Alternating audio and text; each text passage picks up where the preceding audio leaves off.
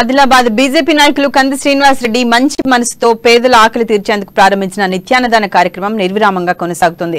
నిత్యం వందలాది మంది ఆకలి తీరుస్తూ కంది శ్రీనివాస్ రెడ్డి ప్రజాసేవా భవన్ అన్నపూర్ణ భవన్ గా విరాజిల్లుతోంది. భోజనం చేసిన ప్రతి ఒక్కరూ అన్నదాత సుఖీభవ అంటూ సంతృప్తి వ్యక్తం చేస్తున్నారు. ఏ నాయకుడు ఇలా రోజు భోజనం పెట్టలేదని, ఇంత మంచి కార్యక్రమానికి శ్రీకారం చుట్టిన కంది శ్రీనివాస్ రెడ్డి నిండు నూరేళ్లు చల్లగా ఉండాలని ఆకాంక్షిస్తున్నారు.